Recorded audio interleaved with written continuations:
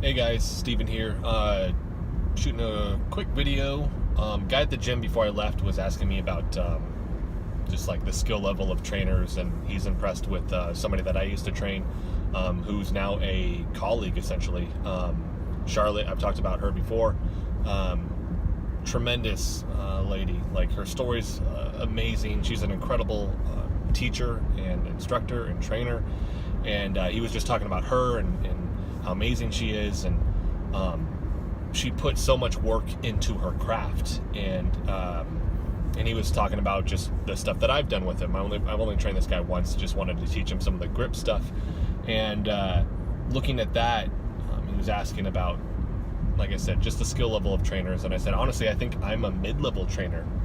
I know higher end level trainers, and there's a huge skill difference with that. I don't think people understand that, and I think people recognize it once they see it and they see the difference, but I don't think a lot of people can just visually see that necessarily. It's one of those, you have to be around it for a second, and with that, he was asking about just the people at the gym. And I think there are a lot of mid-level trainers at the gym that I'm currently at, but I also think that there's a lot of just entry-level trainers.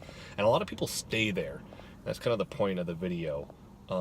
If you're a trainer, kind of understanding what you want to do, if you're cool being an entry-level trainer, that's fine. That's the one of the big things that I struggled with, because I personally want to continue to grow and evolve, and I don't want to settle for being mediocre. And I see a lot of trainers that just ultimately settle for that, but that's their plan. That's what they want to do.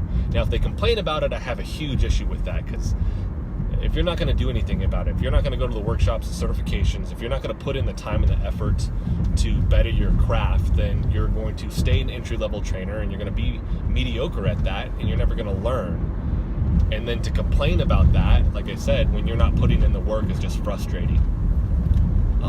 Now, if you're an entry-level trainer and you're, like I said, cool with that spot, that's absolutely fine. And that's one of the things that I struggle with, because like I said, I want everybody to be really good at what they do. Why wouldn't you want to be really good at what you do? And I've struggled with that, but like I said, that's their journey, that's not mine. And so it's just an internal battle for me, and I don't want to, like I said, for somebody that's comfortable with that and that's actually what they want to do, just crap all over that. That's their thing. Now, like I said, if you're complaining, and I have, like, at that point I really do have a big issue with it, but I consider myself a mid-level trainer. Like I said, I know a handful of high-level end trainers here in Tulsa. I don't think there's a ton. I think there's really only a handful, especially now that my guy Dustin Ripito is just moving into town. I think he's a high-level trainer. I think Aaron is, Aaron Bulch. And I really like referencing those two guys, because one, they have a ton of experience, just in terms of like the sheer years that they've been training, but the amount of like certs and workshops and honing in of their skill, they're constantly still learning. I rarely see that from trainers, especially if they've been doing it for a long time. They just think like, oh, I got it. Like, I've been doing this for a decade, 15, 20 years, whatever it is. Like, I'm cool. And then they just coast. You got to keep doing that. You got to keep learning. You can't just rely on YouTube to teach everything. And I read some articles online. That's one outlet out of many. And in person is so much different. Going through the certification process is so much different. Doing the workshops is so much different than, like I said, just watching the YouTube video or the article. Cool place to start. Just don't stay there. So, big thing with that, that I wanted to just kind of talk about really is, if you're a personal trainer, understand what you want to do career-wise and then go after that. If you're wanting to just stay at that entry level, that's cool. Don't expect that you've been doing this 10 years and you've been doing the same thing, that you've earned the right to charge people $60, $70, $80, $100 a session just because you have the years behind you. If you don't have the experience in the sense of working on your craft, I don't think you honestly deserve to charge those prices. To me, that's a ripoff. If you're comfortable being at that spot, that's fine. Just recognize that might come with some downside to it. If you want to move up, start doing the work for that, you got to start moving in that direction, whatever it may be. Take a whole bunch of different certifications. That's why I do it. I really believe in that Bruce Lee quote of like, discarding what is useless, and then keeping what is useful, and then adding what is uniquely your own. And I butchered that quote, but I think that's really what the certifications are. If something doesn't really apply and I can't really use it, I'm going to discard it. I'm going to understand what it is, but I'm going to discard it in my own practice.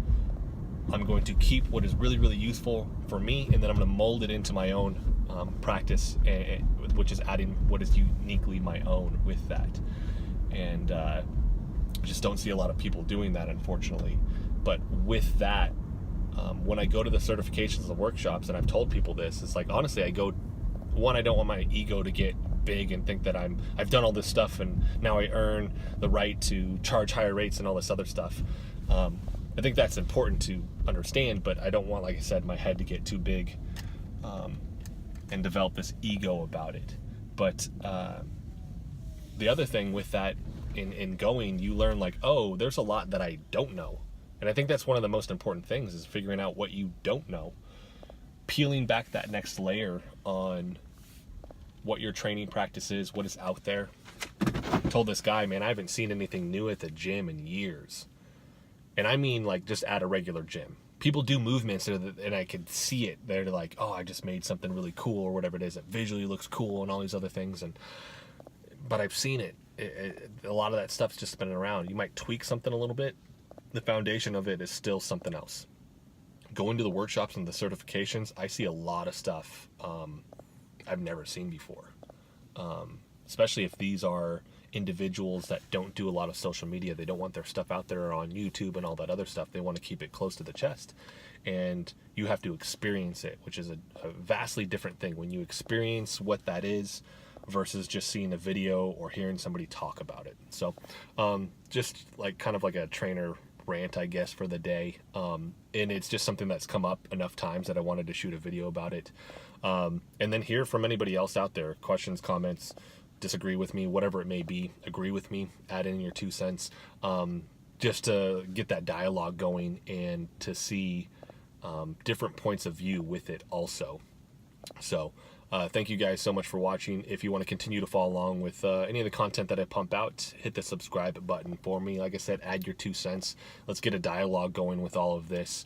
That way I'm not just yelling out this stuff in a vacuum and then there's nothing to kind of bounce back with. So thanks for watching, guys.